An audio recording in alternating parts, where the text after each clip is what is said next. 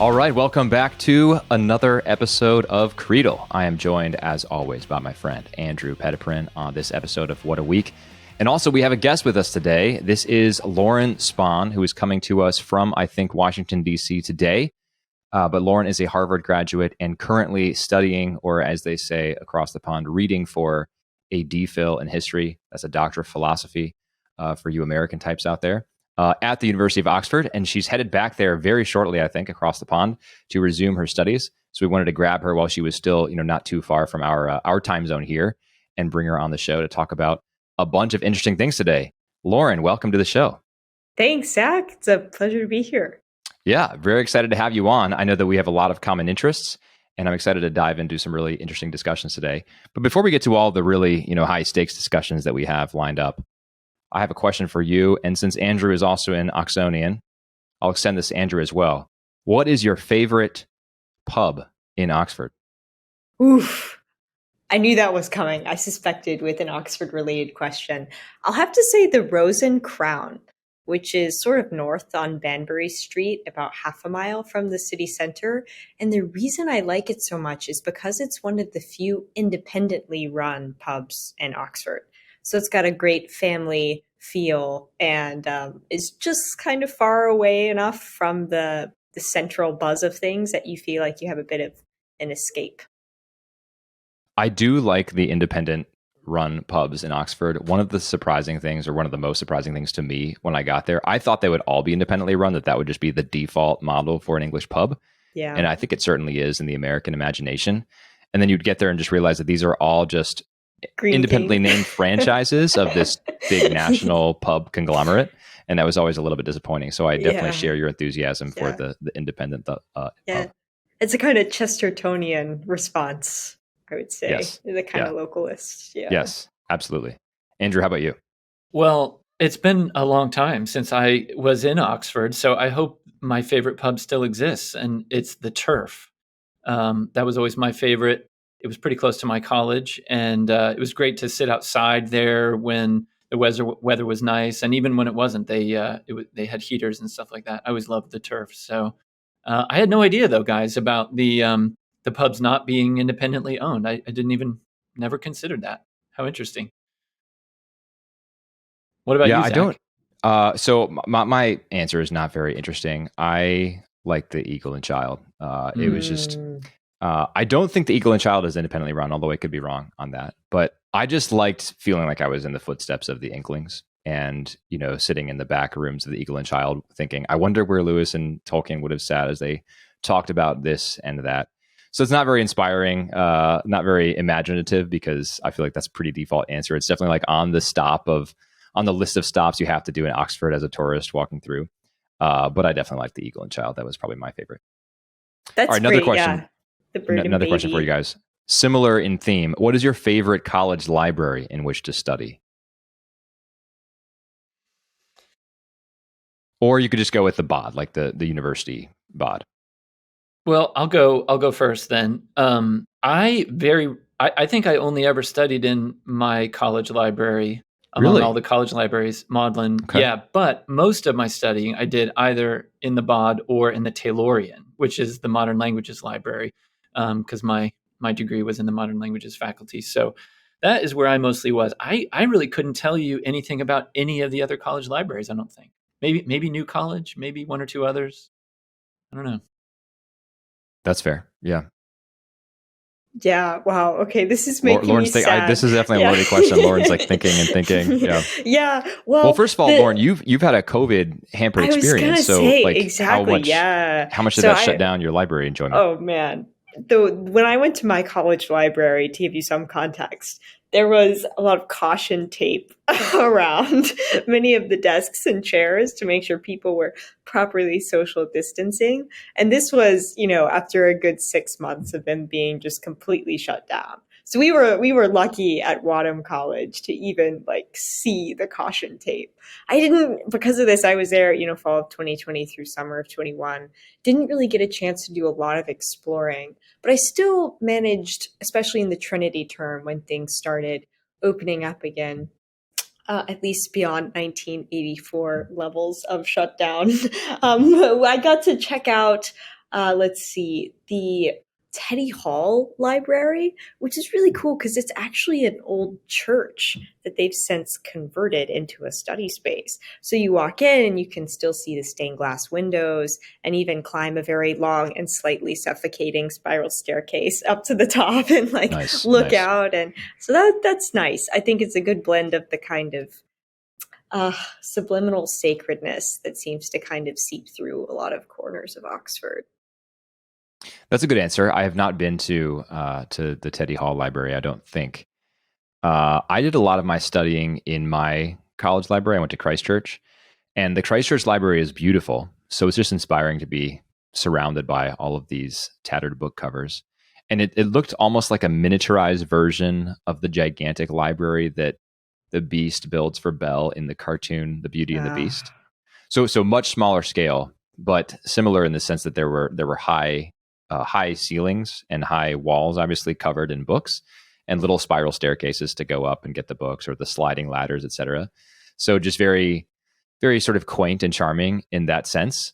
But my favorite story from the library, I may have told this on the podcast before, so Andrew, this may be a story that's familiar to you, but I did my thesis on Reinhold Niebuhr, and I was looking for a couple of books of his that were reputed, according to the university, the Bodleian Search, reputed to be in the under the care of the Christ Church Library.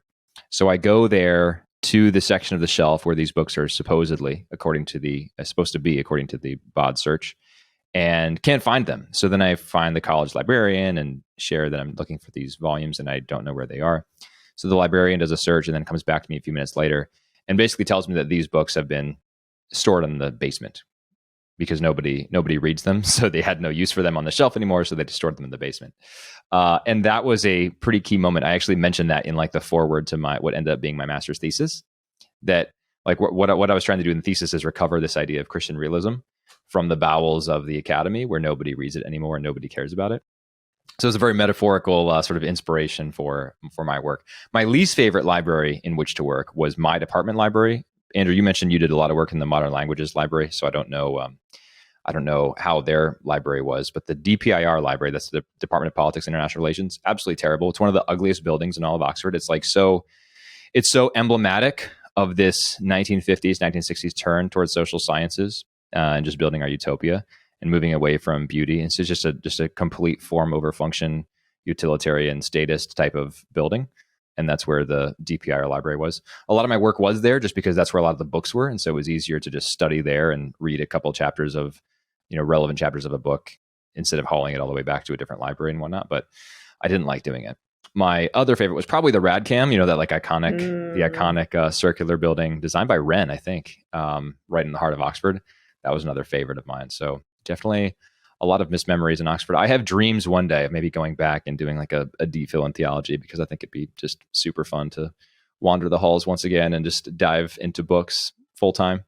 Yeah. Well, it's interesting you mentioned the Beauty and the Beast connection at Christ Church, because in my knowledge, Christ Church has two other fantasy connections, one being Lewis Carroll, Charles Dodgson, right, who is a mathematics tutor there. And there still is this really adorable independent shop called, the Alice's shop, right across the street. Yeah. There's my Chestertonian localism coming out again. And then the second connection is the staircase in Harry Potter and the Harry Potter films that leads right up to the Great Hall. It's actually in Christ Church. That's right. Yeah, one of the reasons why people like to claim that Oxford and not Cambridge is actually Hogwarts. So I think both places still manage to cash in on the tourist draw that brings.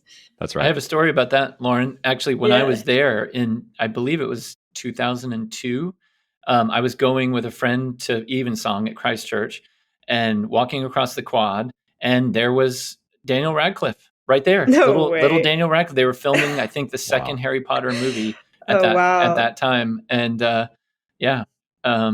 it was right there. So you met Harry Potter. I was living in this, in the making of this, what would become for you this iconic, this iconic memory or something, right? Wow. I love that. That's cool. Well, when I was there, it was very frequent that tourists would be, clogging the steps up to the Great Hall as we were trying to go up to our dinner. because they wanted to take pictures and pose where, this scene happened in Harry Potter, et cetera. I don't profess to be a Harry Potter fan. I've actually never read the books at all. And I've seen probably half of the movies. So I'm certainly not a super fan, and probably don't have as much appreciation as I might, as one of you might, for the location and all that. But is a fun place to be nonetheless. Cool. Well, that's all I had for the all important questions about Oxford. Lauren, what can you tell us a little bit more about what you're studying there and what you're hoping to do for your DPhil? That might be maybe more useful information than favorite pub or favorite library. Yeah, I don't know. We'll see. With the way that people tackle studies at Oxford, it certainly varies in terms of what gets emphasis. Yeah, so let's see. When I was there from 2020 to 21, I did a master's in intellectual history with a focus mostly on 19th and 20th century Anglo-American philosophy. And I ended up writing my dissertation on the idea of meritocracy in post-World War II Britain. And going back, I've since taken a gap year and will be returning to start the DPhil, which, as you mentioned, Zach, is like the fancy Oxford term for PhD. I'll be resuming studies in the kind of same modern time frame for US UK intellectual history, but I'm really interested more in like the ideas of progress, what progress means, and how it's related to philosophy of history, as well as secularization and the sort of broader disenchantment of the Christian cosmos into the kind of cold, hard atoms bumping universe we find ourselves in now. Yep. Which is interesting because this gets to a lot of the things we'll be talking about for the deep dive later in the show. So we'll be excited to hear some thoughts from you guys on the same topics. Yeah, we do have a close read that is all about progress, and Lauren has selected that. So I'm looking forward to hearing her thoughts for sure. Lauren, we should have had you on the show last week because since you wrote about post-war meritocracy in British society, you probably would have had some really interesting insight into what we talked about in our sort of banter section last week, which was sort of the monarchy and where we go from here. Obviously, the passing of, we talked about this last week, so I won't regurgitate everything I said, but I would love your thought just very quickly. We talked about how the passing of the Queen is a real watershed moment for the British people and how she represents a bygone era of service over self, of country over individual.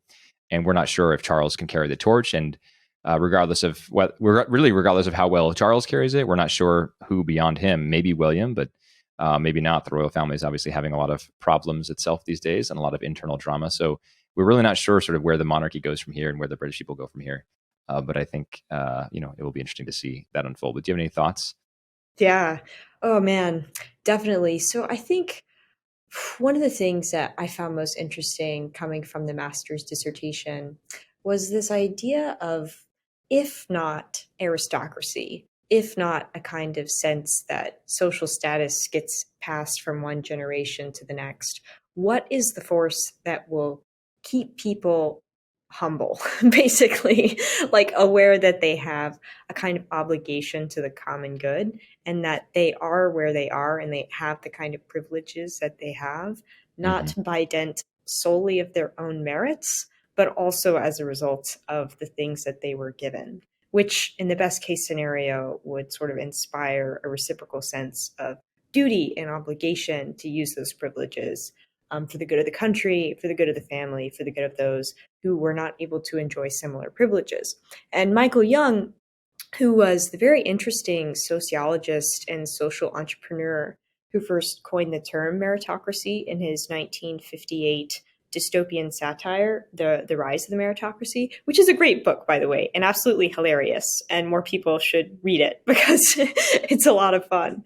But it's interesting because you could tell was sort of nostalgic for the kind of social solidarity that came with the kind of aristocratic family-based rule that had been in place before educational reforms, really around the time of the First and Second World War, instituted a more meritocratic system of education that he was then satirizing in his book.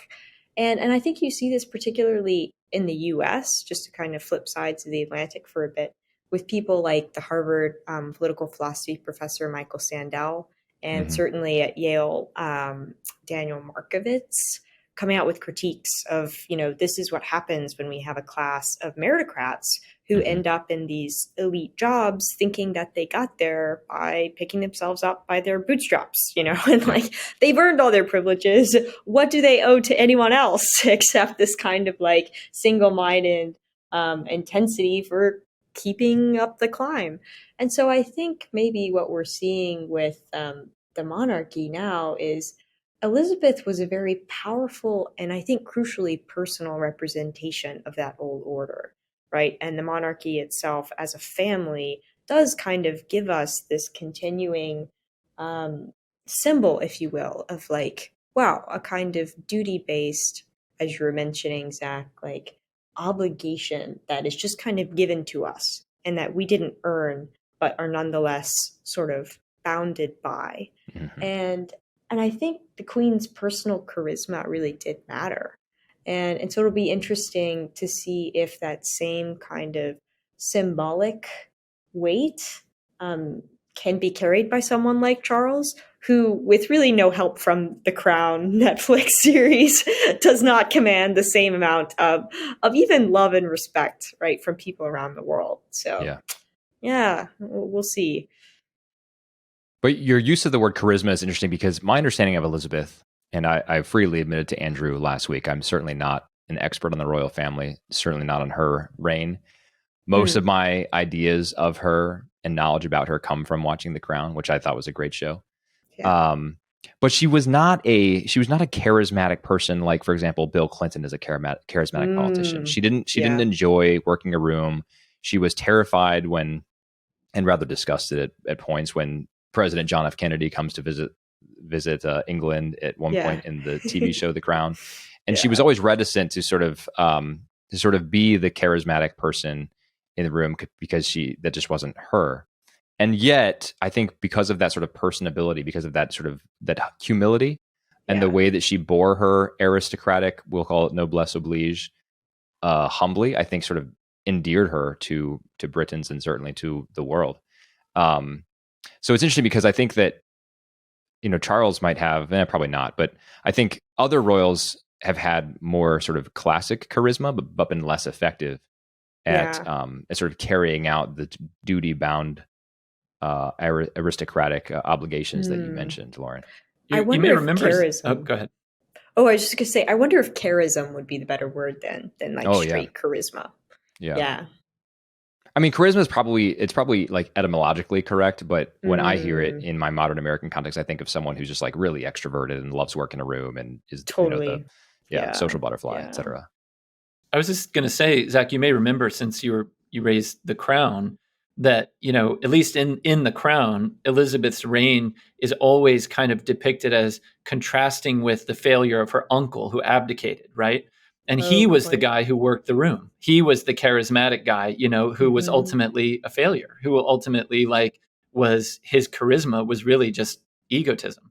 So I think at least in the show, and of course all of the characters are caricatures, but I mean, I think that there may be something to the way that she's depicted in the show as, in a sense, like wanting to stamp out maybe even what is within her that might overtake kind of the crown itself, right? So, I mean, it is like this 70-year reign has been one that has commanded respect because she has just sort of always been in command while not letting her personality sort of be the source of her authority.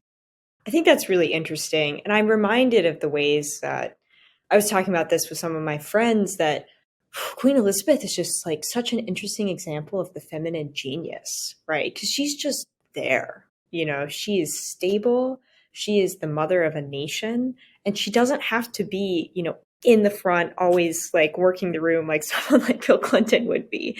She actually gets her power and her presence from being the staid, sort of sitting back and then offering the quiet, proper, and oftentimes devastating word of intervention when it's needed. And it's just interesting to reflect on how her death now, it really does feel like the world has lost a mother.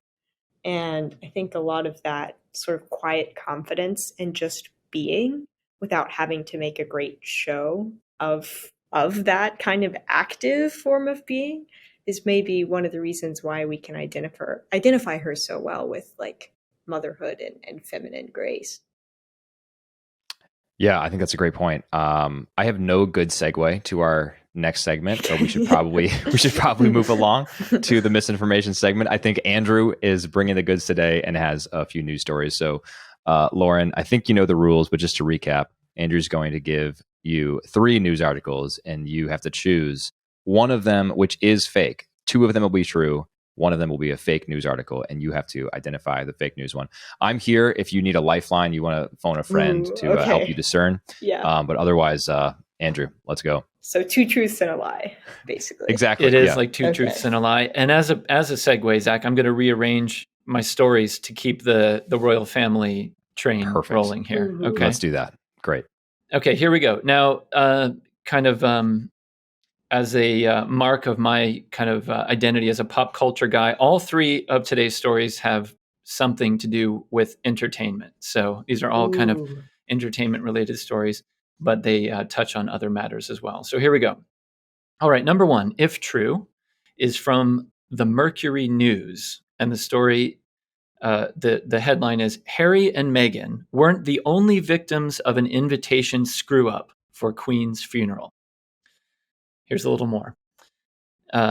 The author of the article says, while fans of Prince Harry and Meghan Markle have pushed the idea that the California exiles were deliberately singled out to be snubbed and humiliated during the 11 days leading up to Queen Elizabeth II's funeral, they might consider the case of American satirical musician Weird Al Yankovic.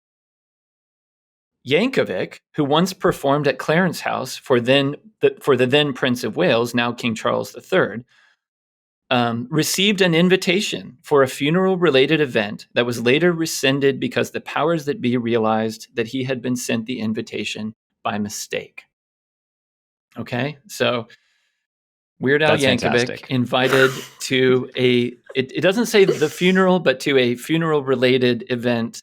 But then that invitation was rescinded. Okay. What is a funeral-related event other than like a wake? You know, there's like a funeral cocktail is kind of a strange thing if you're not invited to the funeral. The article simply says, if true, the article says a funeral-related event. So I'm not sure what that is. All right. So that's number 1. Here's number 2. This is from Fox News, if true. The headline, Chicago suburb rejects Harrison Ford statue over cost and actors bullying memories. Okay, here's a little more. A Chicago suburb reportedly decided against a pitch this week to build a statue of actor Harrison Ford, who attended high school in the city. An alderman on the Park Ridge, Illinois City Council said they, I don't know if it's a he or a she, if true, they were concerned over the cost of a statue, that the pitch had come from outside the city, and they were concerned about whether Ford, who was reportedly bullied when he was a teenager, would appreciate the recognition. So Park Ridge, Illinois, not going to build a statue to Harrison Ford because he was bullied there. If true. Wait, so I misunderstood, or maybe I just sort of misassumed when you read the headline. I thought that you were saying that Harrison Ford was being canceled because he had been a bully. If true, the story is the opposite. That in fact he was bullied, and that the memories are so painful to him that he would actually not appreciate being remembered in his hometown. That must be some painful bullying. If true. Painful bullying. If true. Wow.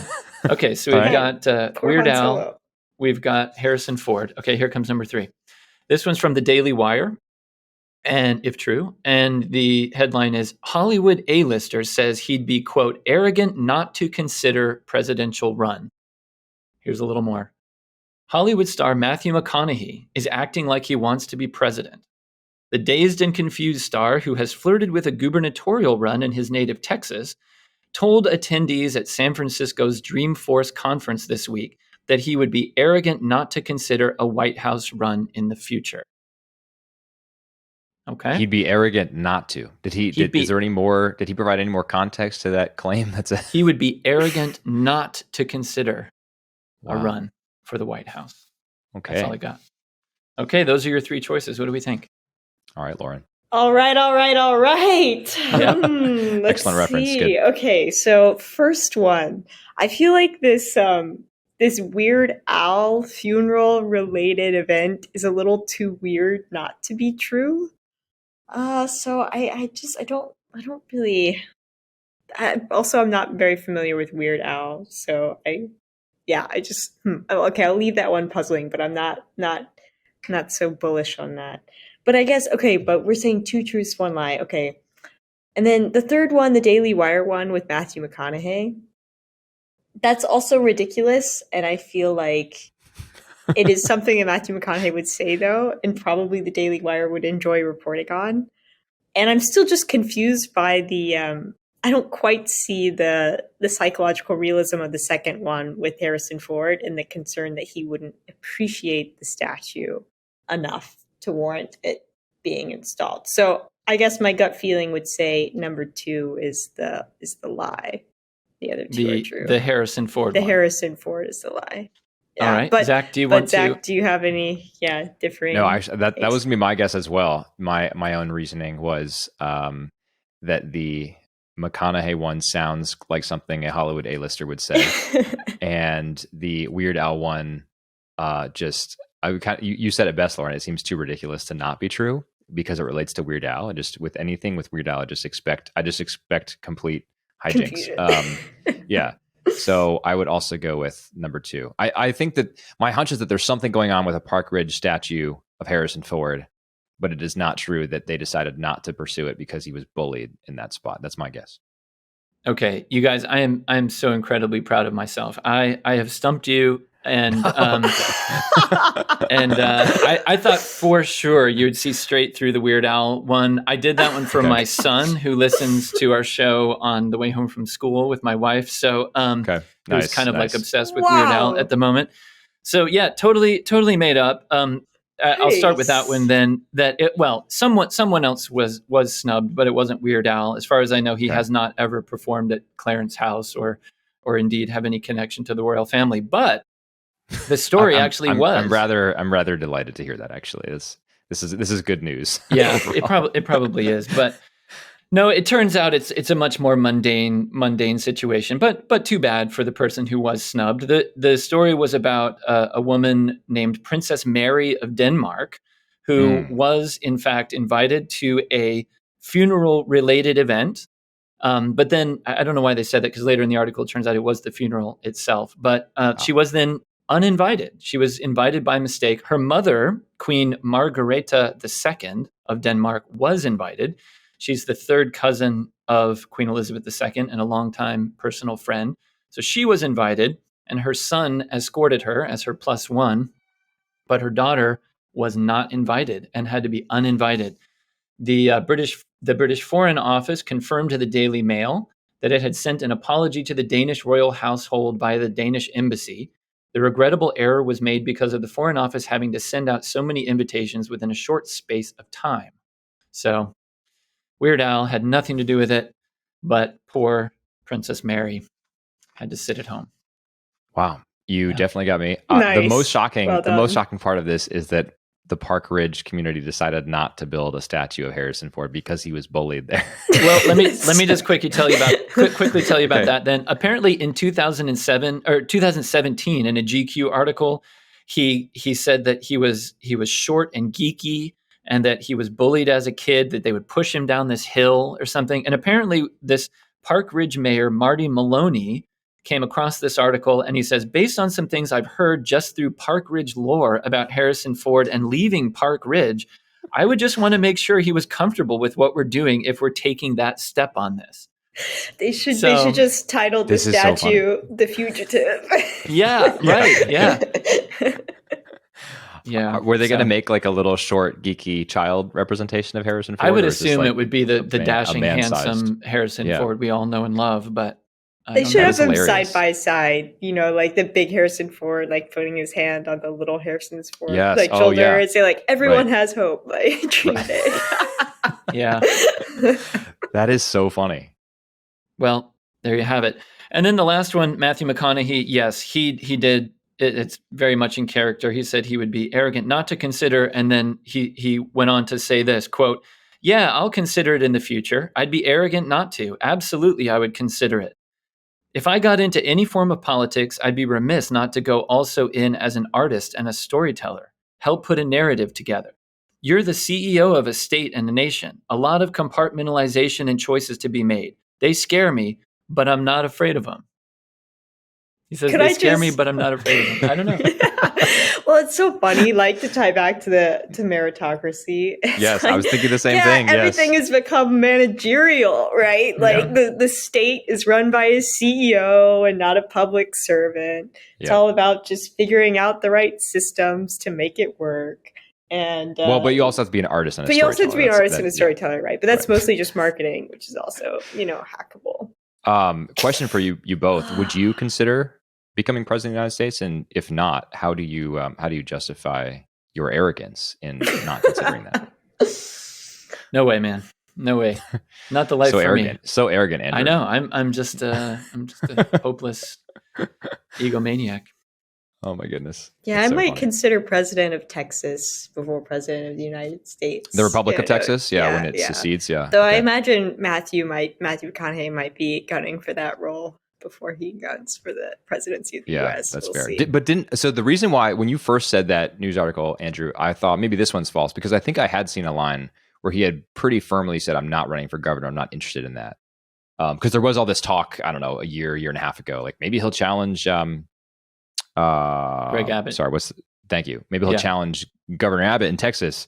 And then I think he was like, no, I'm not going to do that. So I was kind of surprised that he would then say, I'd be arrogant not to consider president, CEO of the United States. It's amazing. Yeah, rumors have been floating that he'd run for like mayor of Austin or something. Because, Whole Foods has all right, and like neon lights in Austin. So which Whole Foods one? The 6th Street one or whatever, 3rd Street, whatever it is, the one downtown? Yeah, the one downtown. Okay, nice. Yep.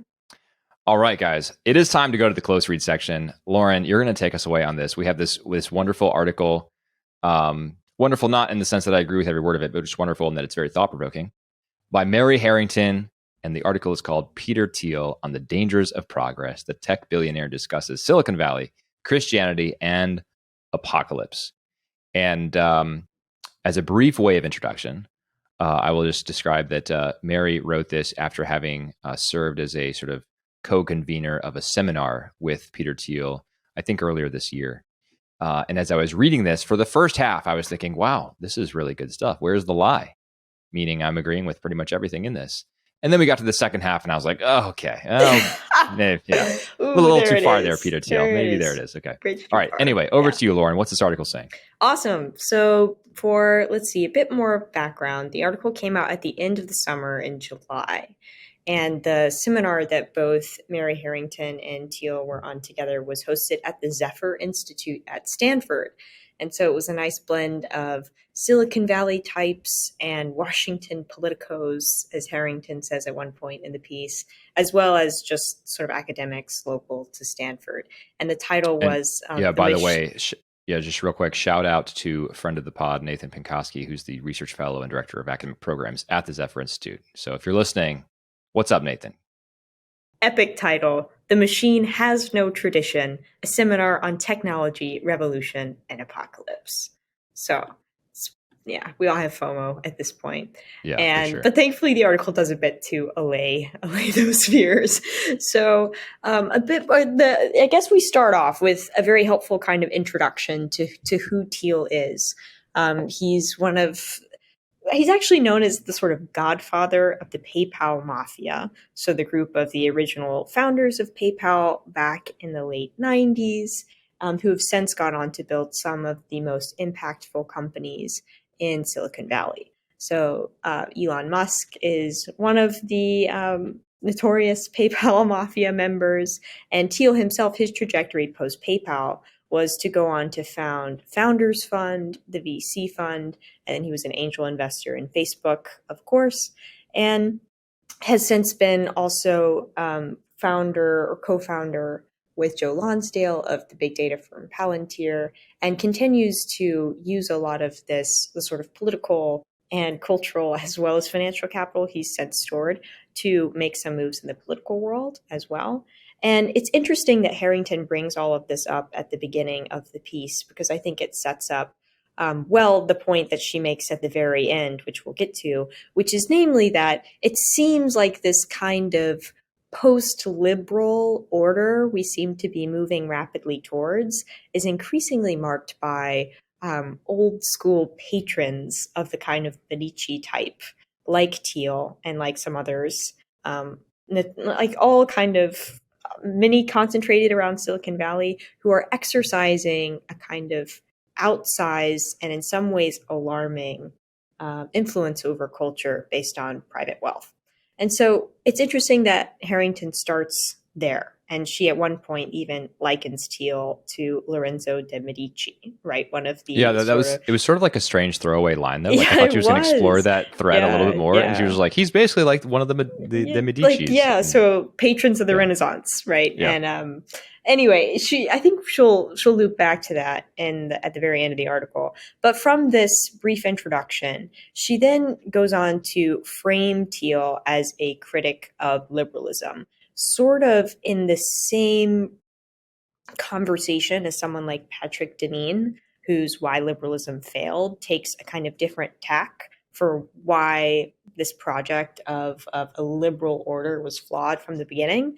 And I imagine this sort of chunk of the piece is where you were finding most of yourself agreeing with, Zach. So basically she says that, okay, from Deneen's perspective, we think that a lot of what's wrong with our society today, whether it's like people being atomized onanists, I think was the phrase from last week. Yep, that's right. To a lot of our social institutions decaying, people shortage on housing, for example, government doesn't seem to work, general decay in morals, decadence coming from the entertainment industry, Weird Al, all of these crazy things. He didn't get a shout out, but that's kind of the general picture. Harrington says from Deneen's perspective, this is coming from a fixation on progress that sort of takes radical individual autonomy as the mark of what it means to move forward in society. Whereas Thiel says, actually, it's a lack of progress is why we're seeing so much stagnation,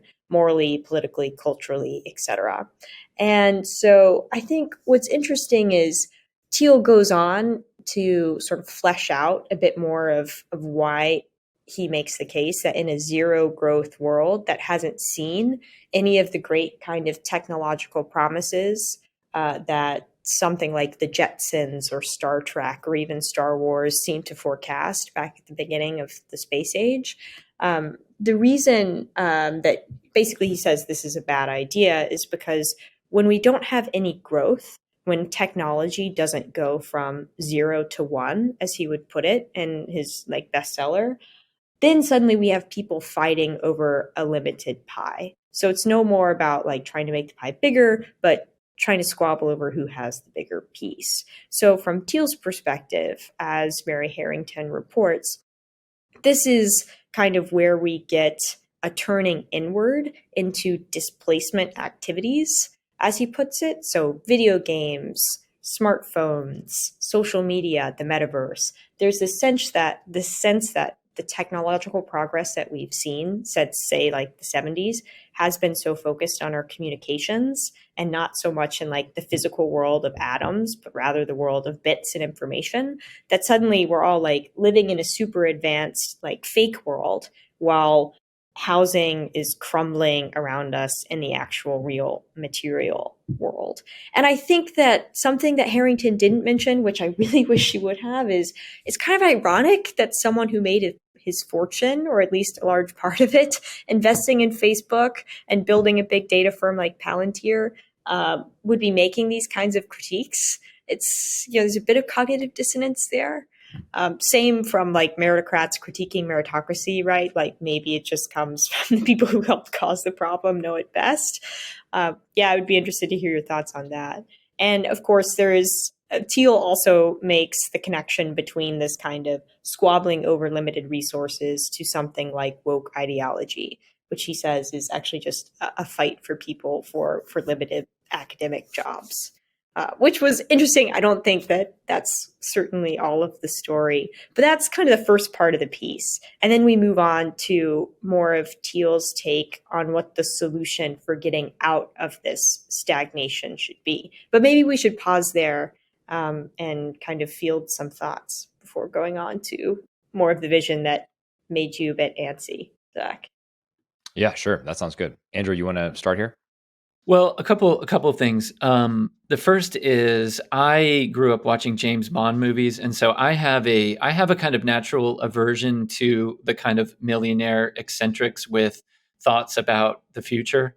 I just sort of immediately go to like, undersea layers and, space layers and, lots of layers. So anyway, so I'm always Peter Thiel to me seems like kind of like a Bond villain.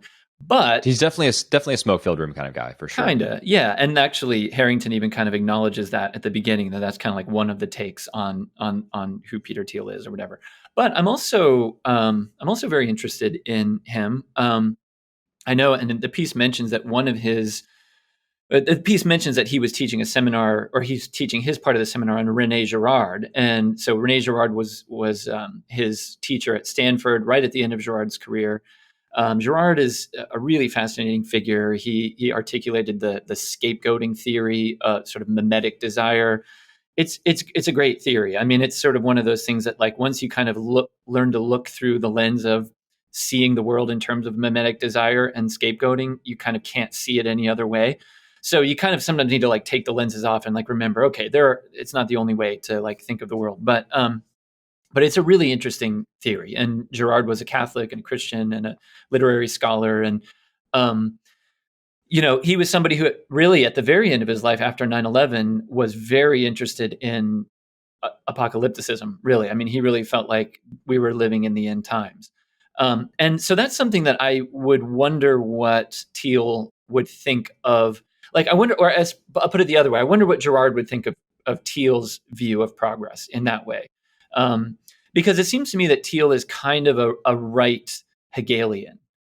He seems to sort of have a view of history, which is, we're sort of moving in a particular direction, that there's a kind of logic to it. And that, and he does point out, and maybe we want to get deeper into this, but he does seem to sort of understand, as Hegel did, I think, that Christianity really was the engine behind it all, or that sort of it kind of made sense of it.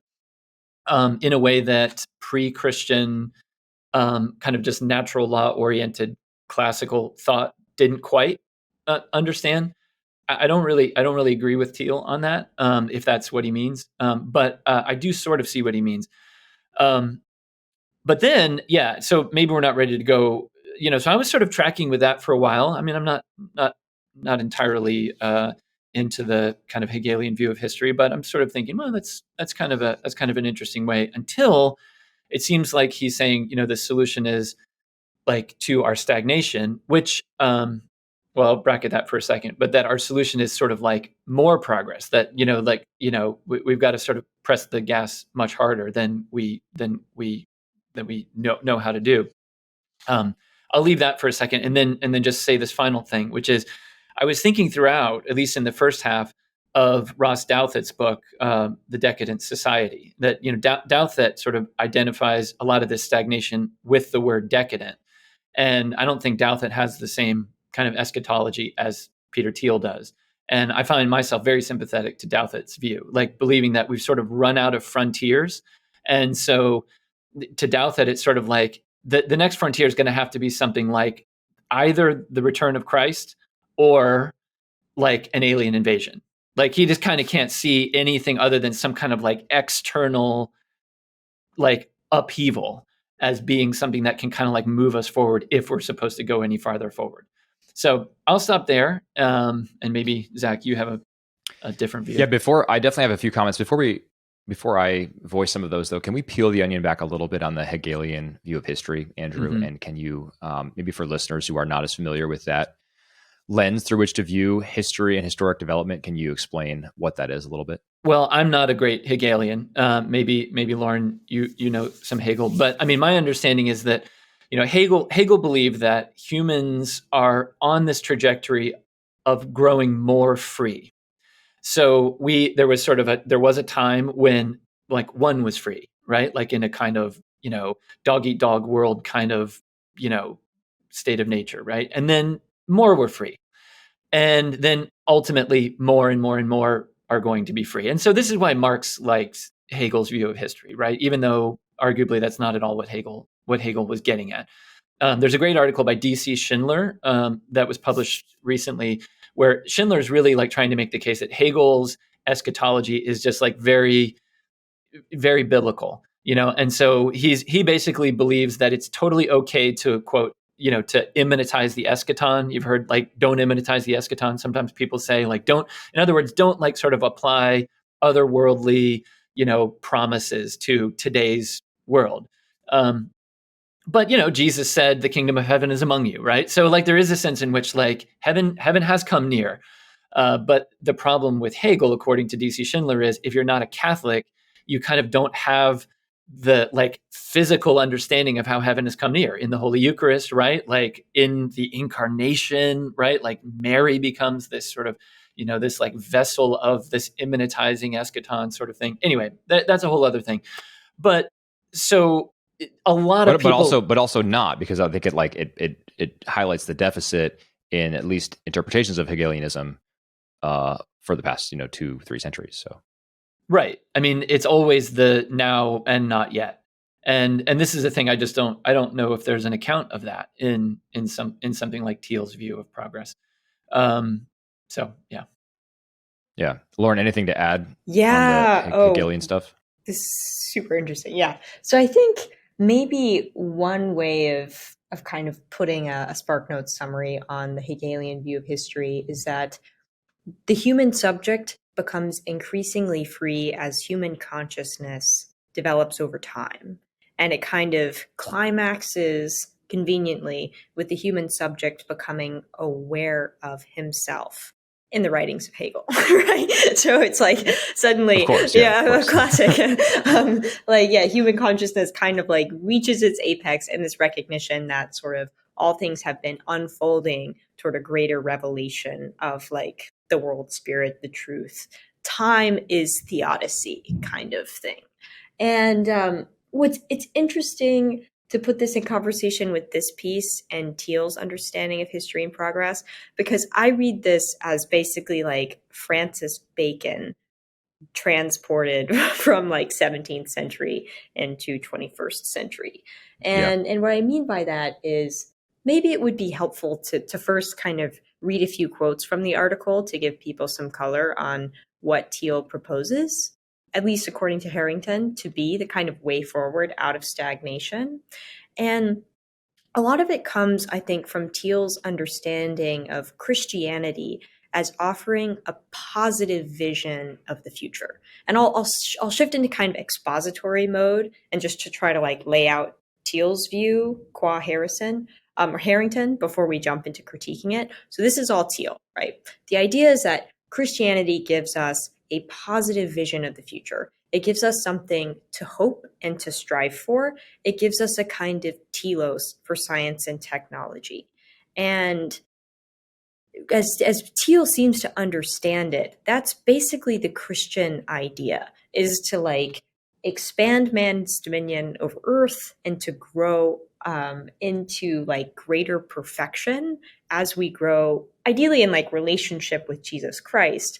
But in this sense, at least in the Thiel version of things, it seems to be that growth is through our technology and our material mastery over the world and over nature, and eventually over nature inside ourselves. So here are a few quotes to kind of add dimension to these ideas from the article. This is Harrington quoting Thiel. The Christian critique of transhumanism, this idea that humans should sort of evolve into more machine than actual biological humans, should be that transhumanism, is not radical enough because it's only seeking to transform our bodies and not our souls.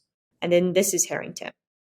To Thiel, a more naturally Christian world was an expanding world, a progressing world that hit its apogee in late Victorian Britain, It felt, and this is Teal now, it felt very expansive, the world, both in terms of the literal empire and also in terms of the progress of knowledge, of science, of technology, and somehow that was naturally consonant with a certain Christian eschatology, a Christian vision of history. Then somehow the stagnant ecological world that we're in is the one in which there's been a collapse of religious belief. I want to say that they're somehow sociologically linked. So to summarize that, like in Teal's view, when we did have a Christian empire, like the British one, this again goes back to the royals, nice connection. There was this sense that you have to kind of evangelize progress and civility, here understood as like increasingly better material conditions in which humans can live, right? Like better education, better housing, better utilities, longer lives, etc.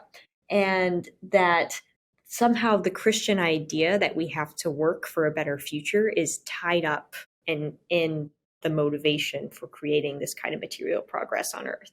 This is coming out of like Bacon's New Atlantis, basically. And Francis Bacon, for listeners who may not be familiar, was a statesman, lawyer, scientist, father of induction, father of the scientific method, writing in the 17th and 16th centuries, who was really the first person, as one of my Oxford profs put it, to come up with the idea of progress. And he himself was a professed Anglican, though that is debated, who held that it was actually our Christian duty to try to expand man's mastery over nature. And in so doing, we could reapproach the kind of harmony that man experienced with the world before the fall.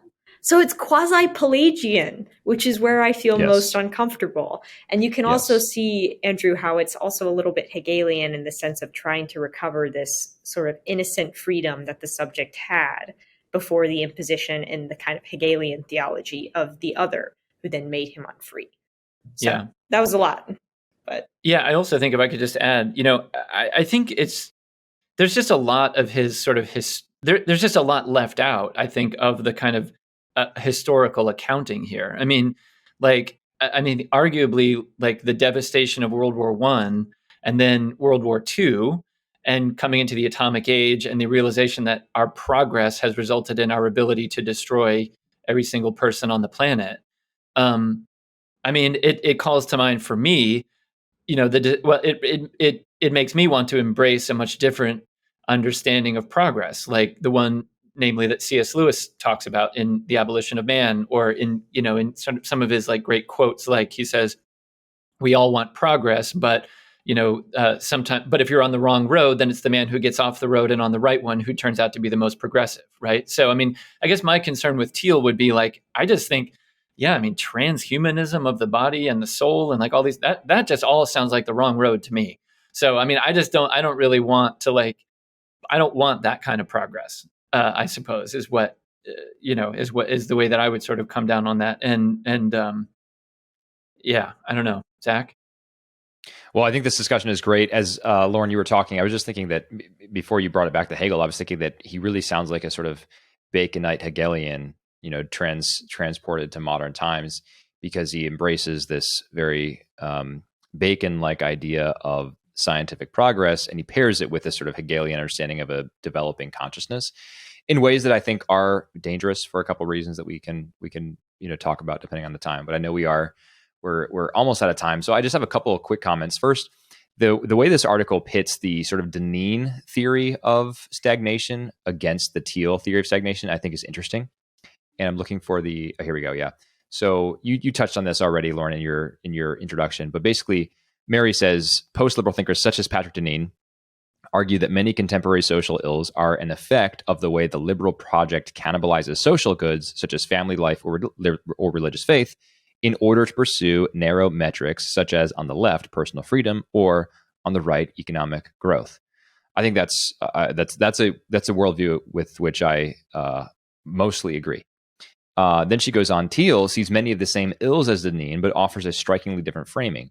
We're consuming ourselves not because the fixation on progress is inevitably self-destructive beyond a certain threshold, but because material progress has objectively stalled while we remain collectively in denial about this fact.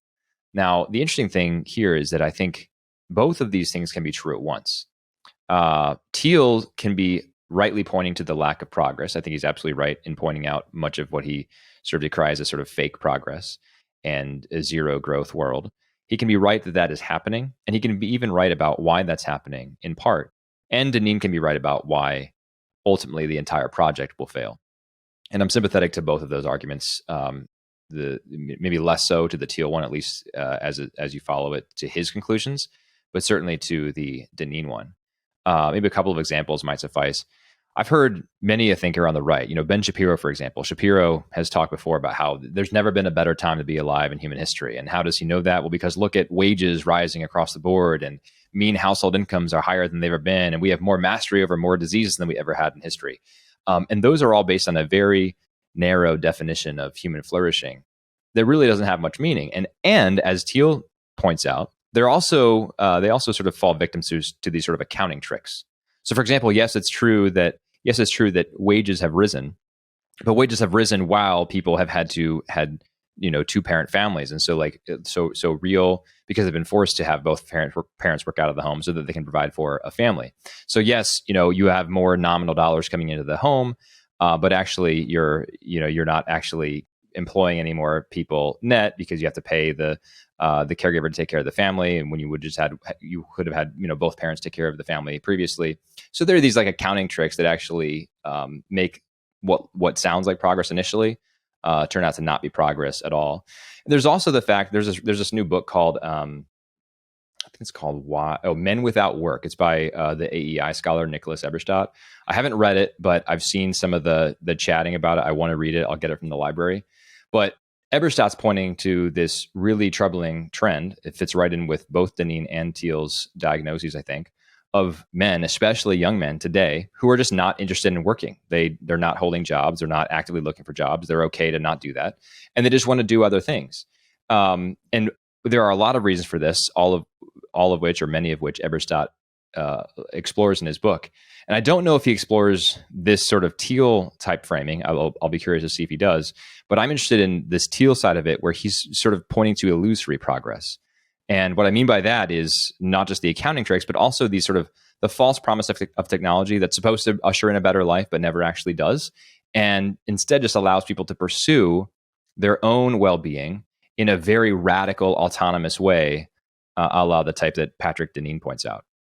So as an example of this, think about like cryptocurrency. I know at least 2 people who have quit their full-time jobs because they were doing so well in investing in cryptocurrency. And if you know anything about cryptocurrency, the technology holds great promise, and the technology could revamp the entire financial infrastructure at some point in the future, but it hasn't yet. And there's no form of cryptocurrency investing at this point that is not simply just mere speculation. And so what has happened in the cases of the 2 people I mentioned, and thousands of other young men and young women for sure, but I'm talking about young men because of the context of Eberstadt's book. What has happened is these people have been pursuing radical autonomy in a way that benefits no one else. There's no one who benefits from them, speculating wildly in the cryptocurrency market. It just benefits them, and they're content to sit in front of a computer monitor and just do this and hope to strike it rich. And because of the wild sort of irrationality of the crypto market, many of them have been successful in doing that, and they no longer need to work. So there is no actual, net value to society. There's no advancement of human flourishing happening here. There's just wild speculation happening in the cryptocurrency market. And this is the type of zero progress that I think Thiel rightly is concerned about. We have a really advanced way of handling financial transactions in a way that could, almost eliminate financial fraud and increase transparency for the global financial system. And instead, what's happening is people are basically getting rich off of it to their own personal enlargement and not working because of that. That's the type of advancement that we have now. And I think that's a big problem. Similarly, like just think about your iPhone. It's been forever since Apple came out with an actual evolutionary leap in iPhone technology. Yeah. Every time they come out with a new one, it's just like, oh, this is cool. But what did you do? You increase the screen brightness, you increase the screen resolution. Now it has a fully 5G compatible antenna. Now its Wi-Fi antenna can handle twice the speed. I mean, that's cool, I guess. But does that actually change any of the fundamental features that I use my phone for? No, not really. Yeah, and They're all just like iterative jumps. yeah, and I think that's such a great point, and something I greatly appreciate about Teal is once you get away from the more apocalyptic vision, he's talking about like finding a cure for dementia, or like helping exactly. people find affordable housing so that millennials and Gen Zers can set up stable lives and start to fix some of these social problems we're finding downstream of the stagnation. And you see this a lot in the VC space, which is why I think Teal is such a great critic of that industry as well. It's the mimetic mechanism happening again, where everyone is just trying to make the next iPhone or make the next Facebook instead of trying to focus on these bigger problems that would actually advance human flourishing in a tangible way. And I think where Teal misses the boat is the blind spot that material progress does not necessarily come hand in hand with moral progress, which gets to your point, Andrew, about what about World War I? Like, didn't we face this same question like a century ago? And that's where it's interesting to put him in conversation with Deneen, who's saying like we need to think about progress in terms of virtue and in terms of avoiding the moral impoverishment of the individual as the sort of collective becomes more and more materially rich. And so, like, if we could just have both of these critiques and hold them together and realize that actually maybe they complement one another, and that would be a more interesting, I think, and more complete vision of what a post-liberal progress could look like. Yeah, I would just add one more thing, which is just I'm just maybe concerned about what is the end of humanity that Peter Thiel really believes in. That to me is the most important question with regard to anything related to progress, right? So that I'm encouraged that he thinks like Christianity is really, really important, and he does seem to even be pointing to something like Christian renewal is like the kind of this relates to the Phaser article, actually, Zach, that we were talking about the other week. I mean, it really, it's spiritual renewal is really the most important component. But what is the end? I mean, what is the end of a human being? To live forever? Yes. But how? Here? No. So I don't know. I'm curious about that in Teal. I'd love to talk to him about it. Yeah, I would as well. I mean, I share your encouragement on one level, or I share your happiness on one level at seeing him sort of cite Christianity and religious faith. But on the other hand, though, it sounds and feels a little bit like a slap in the face to have him sort of just appeal to Christianity as a way to justify his impulse to just have this sort of progress ad nauseum that is not directed anywhere discernible. There isn't really any clear telos to the sort of progress he's advocating. And I think, for example, when he talks about the transhumanism thing, and he says the problem with it is simply that it doesn't go far enough because it doesn't affect the soul. I mean, that's sort of like I think he thinks he's being sort of cheeky in making that critique, but he's exactly right on one sense, and that's that, yes, the primary thing we should be concerned about is the soul, and transhumanism does nothing good for the soul, and in fact, can do a lot of things that are deleterious for the soul. And he says this, like, for example, the word nature doesn't appear anywhere in the Old Testament. Well, that's fine, dude, but guess what? There's a story called the Tower of Babel really early on in the Old Testament that's all about exactly this thing that you are driving towards. Yeah. So I found his his glossing over of the entire Christian tradition on this question to be rather disturbing, and I wish he would dig just a little bit deeper on that. Yeah. I think that's right. And the whole question of what exactly does Teal mean by Christianity is an important one that is unclear. Yeah. Yes, also, the that's a good soul, point. there is a sense in which like transhumanism sort of threatens the mind-body unity that we take to be so important to the metaphysical understanding of what a soul is. So in that sense, it is a little frustrating that Christianity is kind of whatever Teal wants it to be in this article. Yeah. I mean, I'm glad that he's thinking of body and soul, but I wonder. I mean, my hunch is that he's thinking of the soul as something within the body, or what. I mean, you are a soul. You are an embodied soul. So I'm not sure if that's what he means. What he means by soul. I wonder. There's certainly a lot left to be desired in his definitions here. Yeah, and to be fair, I Well, let's bring suppose, him on the this show. is like Let's a invite him. secondhand conversation. I mean, Yeah. Mary Harrington is relating a conversation, and there are some quotes, but it's maybe a little bit of a different animal than, tell me more about straight that, interview. and that sort of thing. Very interesting, though. So maybe Fair enough. takeaway is, Nathan, if you're listening, we all want spots at the next summer's let's do it. Technology in Progress seminar. I'll reach out to Nathan and tell him that the Zephyr Institute got a shout out here too. So, okay. Any final thoughts on that? We are almost out of time, so we should go to the recommendations real quick and then wrap. All right, nothing heard. Let's go on. I will go first here. My recommendation this week, very different from all the topics that we just discussed. I was listening this morning on a run to the Barry Weiss podcast called Honestly. And it was interesting because she talked to a Canadian reporter named Terry Glavin, I think was his name. And the debate or the discussion was about this, what they call the Great Canadian Mass Graves hoax.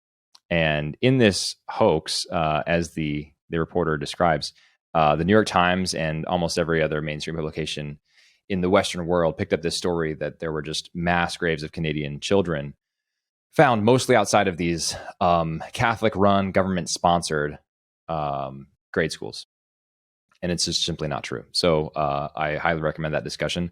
The reporter himself is a left-of-center progressive who just is really concerned about the lack of interest in media these days with truth and searching for an objective truth. And so he has a great discussion with Barry Weiss on that very topic and the specific topic of the Great Canadian Mass Graves hoax. So I recommend that podcast to listeners. That's mine for this week. Andrew, what do you have? My recommendation is an article called Why Jean-Luc Godard Matters by Armand White, who writes about film at National Review. Jean-Luc Godard was one of the great filmmakers of the French New Wave. He lived a long life and just died a couple of weeks ago. Many, many great films, including his first feature film, Breathless, which is just a truly fantastic film. And Armand White makes such a great case for Jean-Luc Godard being this transcendent figure that he's sort of lumped in with kind of a